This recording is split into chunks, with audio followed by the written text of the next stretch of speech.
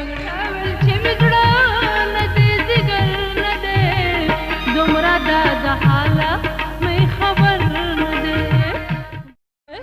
د ملنګانو ځای بابا عبدالرحمن دی یا رسول مې پیزوان دی یا رسول مې پیزوان یا رسول مې پیزوان دی یا رسول مې پیزوان دی. السلام علیکم ملګرو، نن درته د یو داسې هنرمندې د ژوند او فن قصه کومه چې د خپل فن په وجه په ګرد نړۍ کې ډیره لویه نامه لري. دا هنرمنده ده نغمه. پښتو یو داسې عظیمه ژبه ده او پښتون کلتور یو داسې لرغونی کلتور دی چې کومو خلکو هم د دې خدمت کړی دی نو په پښتنه ټولنه کې ډیر زیات شهرت موندی دی او پښتنو بیا داسې قدرولي دي چې هغه د چا خبره ځان ته ورک شوی دی، ورته تل د عقیدت پرځونې وړاندې کړي دي. نن چې د سره د پښتو موسیقۍ د کمې هنرمندې خبره کو د هغې خپل نوم ښاپیری دی. ښاپیری یوه ډیره مشهوره سندرغاړې ده. د ښاپیری یعنی نغمې تعلق د کندهار سره دی. دا هنرمنده په جنوري کې په کال 1940 کې په کندهار کې زیږېدلې وه. د پلار نامه یې سید سلیمان شاه ده. د نغمې 15 وروڼه او 2 خویندې وې. د هغې پلار غوښتل چې نغمه اعلی تعلیم ترلاسه کړي، ځکه نو د کور د نورو خلکو او خصوصا د هغې د مشرانو وروڼو د مخالفت باوجود پلار نغمه په سکول کې داخله کړه چې تر 9 جماعته پورې سبق په کندهار کې ترلاسه کړو. ولې چې کله په افغانستان کې انقلاب راغی نو د نغمې کورنۍ د کندهار نه کابل ته کډه وکړه. نغمې په کابل کې بیا تر 12 جماعته پورې تعلیم حاصل کو. هغې به په سکول او کالج کې ترانې ویلې. دغه شان د هغې د موسیقۍ سره شوق او مینه پیدا شوه او په اول ځلې کابل ټلویزیون کې یو سندره وویله چې دغه سندره هم د نغمې خپله وه، یعنې نغمه د شاعرۍ په رموزو باندې هم پوهېده.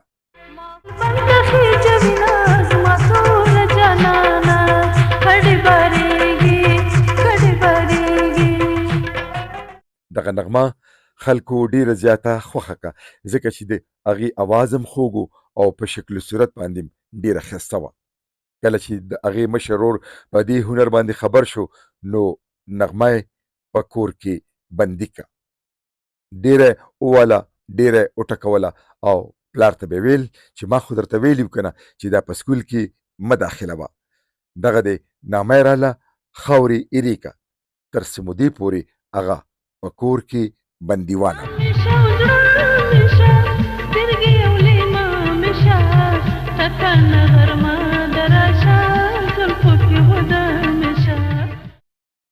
بیا چې کله د نغمې مشر ورور ووژل شو نو نغمه یو وارې بیا د موسیقۍ میدان ته راووته.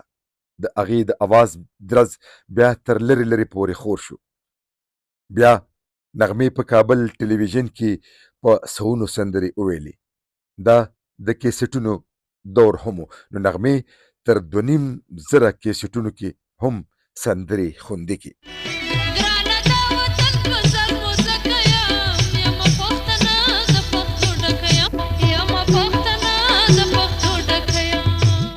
چې کله د نغمې اواز ګردې نړۍ ته ورسېدو نو هغه د خپل فن څرګندولو دپاره تر امریکې او اروپایي هیوادونو پورې لاړه.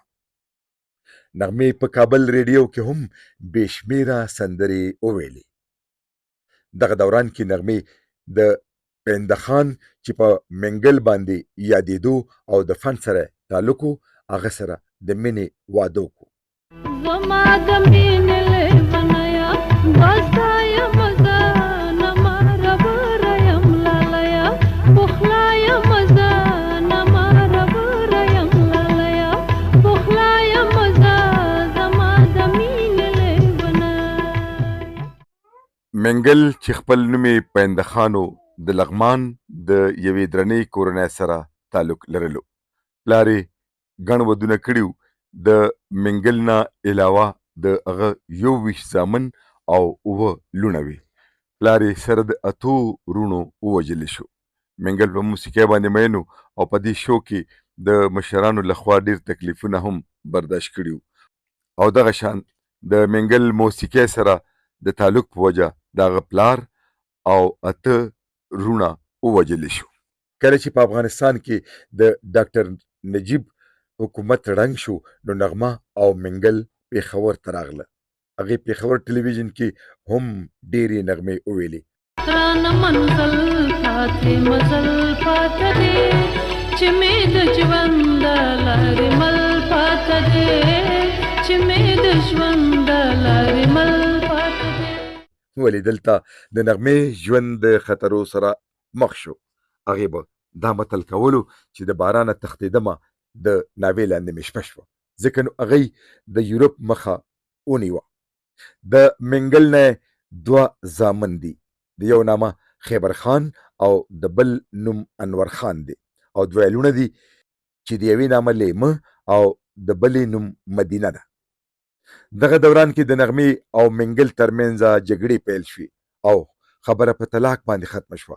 نغمې دویم واده په یو مذهبي کورنۍ کې د مولوي محمد نبي د زوی سره وکړو چې هغه یو روشنخیاله انسان دی او د نغمې په فن باندې بندیز ونه لګولو، ولې د هغې لاسونو ته ډېره پیسه راغله او د سختن مرسته هم ورسره وه. نو نغمې په افغانستان کې د نغمه فاونډیشن په نوم باندې د خیر ښېګړې یوه څانګه پرانیسته چې خصوصا د بېوزله او بېکسه زنانو سره مرستې کوي. راځو د نغمې شاعرۍ پلو. د هغې دوه شعري ټولګې چاپ شوي دي چې نومونه یې دا دي: ماته هنداره او د دویم کتاب نوم دی ستا یادونه لیوني دي. ملګرو څوک هم چې اروپایي هیوادونو ته تللي دي نو هلته د ښځې او سختن ترمنځ ناچاکي راغلې ده، ځکه چې پښتانه د هغه هیوادونو کلتور نه خوښوي او بیا یو پښتون هم دا نشي زغملی چې د هغه تور سرې دي بې سره شي، ولې ځینې خلک د معاشرې نه اثر زر واخلي. د منګل او د نغمې ترمنځ بیلتون هم ډېر سوالونه رامنځته کوي. ګینې د مینې رشته په هیڅ ډول باندې نه ختمیږي. نغمه لاړه بل سختن ځان له پیدا کو، ولې د منګل ژوند د نغمې بیلتون ډېر اغېزمن کو او د خپلې محبوبې په یاد کې تل سرګومه او سرګردانه وي. د منګل په هر آهنګ کې اوس هم د نغمې مینه بریښي. استاد منګل د نغمې بیلتون ډېر وژړولو او ډېرې ودردولو.